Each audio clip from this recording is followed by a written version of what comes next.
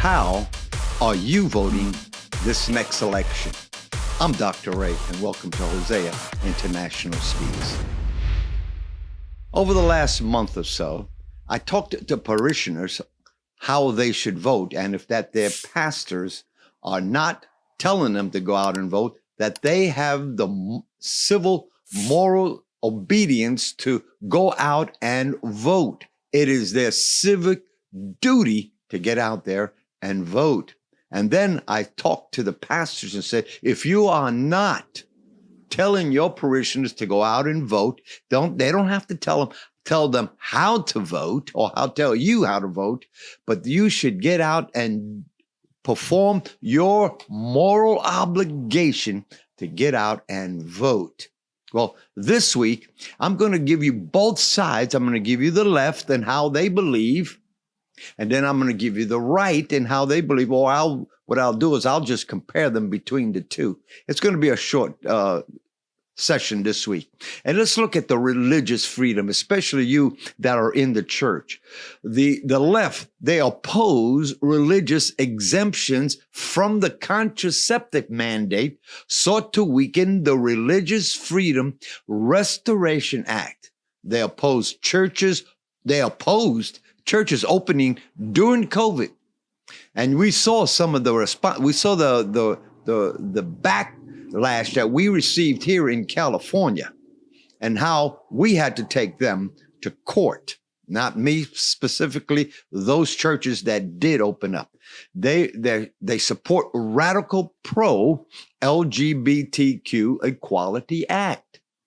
Now, the right, they advocated for the repeal of the Johnson Amendment. If you don't know what the Johnson Amendment is, it's that a church could lose their 501c3 if they was to take the side of one of the candidates over the other.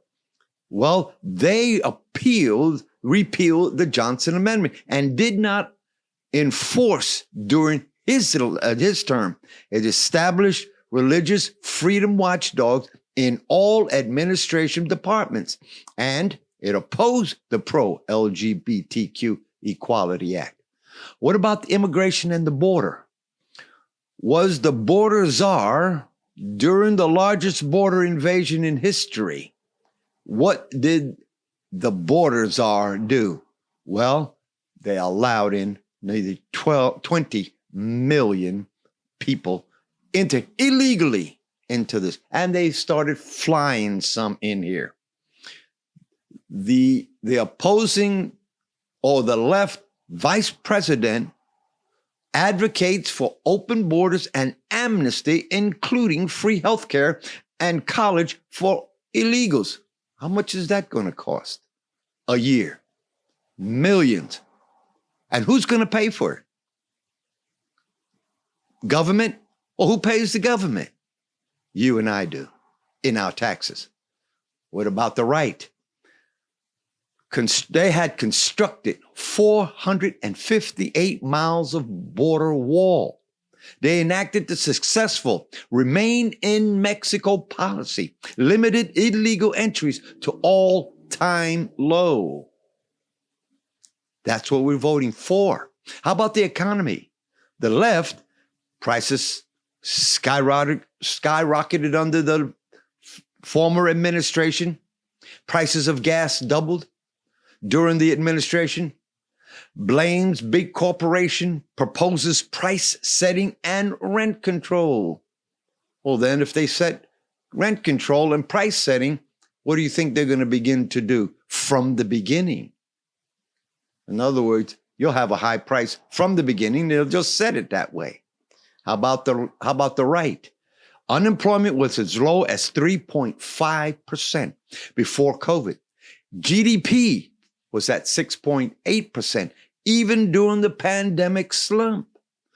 Favors lowering taxes. I don't know what you knew about the industry. It was at 35%.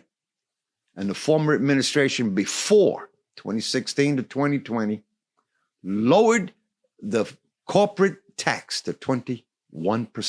Now they want to raise it The left wants to raise it to 29% again. Well, who's going to pay for the difference? You and I.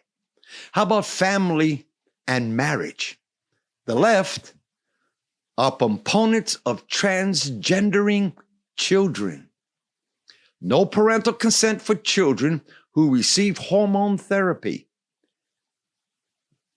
The vice president nominee on the left actually wasn't even nominated. Ban biblical counseling for LGBTQ persons. Considers LGBTQ a protective class. Changing the Title 9 for men and women, bathrooms, and sports. I don't know if you've seen the Olympics this past year. It almost hurt a lot of women, especially in the boxing. What about the right? What do they believe in family and marriage? They believe that the Title 10 under the administration between 2017 and 2021 prohibited men in women's bathrooms and locker rooms, safeguarded women's sports from men competing, federal funding for transgender treatments for children, none whatsoever. What about life itself? The left supports late-term and taxpayer-funded abortion on demand. Voted against the Born Alive abortion survivors protection. The vice president nominee scrapped parental notification for minors and waiting periods. Harris has prosecuted pro-life activists. What about the right? Promised to veto any legislation that would weaken pro-life laws, celebrated the overturning of Roe versus Wade, views abortion as a state issue, it should go back there, won't restrict abortion pills, and supports protection of life after 15 weeks and against late-term abortions. How about our ally, Israel? The left favors Israel's right to defense, but opposes BDS. Avoided Prime Minister Netanyahu's speech to Congress, wouldn't allow him to speak. Supports Iran nuclear deal. And now they're on the verge of having their first nuclear weapon. How about the right on Israel? Recognizes Jerusalem as Israel's capital and moved America's embassy to Jerusalem. Withdrew from the Iran deal, saving us billions of dollars a year. Firm ally to Israel in tangible support. Whatever they needed, they got. How about national security? The administration in Congress today, disastrous withdrawal from Afghanistan. We lost $85 billion in finances and equipment. The vice president nominee on the left has warm relationships with China. Advocates for military personnel with gender dysphoria. Dysphoria. And supports VA facilities to provide abortion and gender. How about the right? Protected Americans' position over China and withdrew from Iran deal and Paris Accords, saving us billions of dollars a year. Tariffs on Chinese goods, increased border protection. The administration strengthened religious liberty for military personnel. Parental rights. Opposes school choice on the left. Universal national preschool. They call it TK when you're first starting. I should call it pre-K. The vice president nominee creates legal protection for pedophiles. How'd you like somebody coming in messing with your children? Well, if they mess with mine, they'd be using that handicapped stall for the rest of their life. How about the right? Parental, they introduced the Protection Children's Innocent Act. Legislation protecting children from trans treatment. Parents have ultimate authority over the state for decisions for their children. Again, I ask the question, how are you going to vote?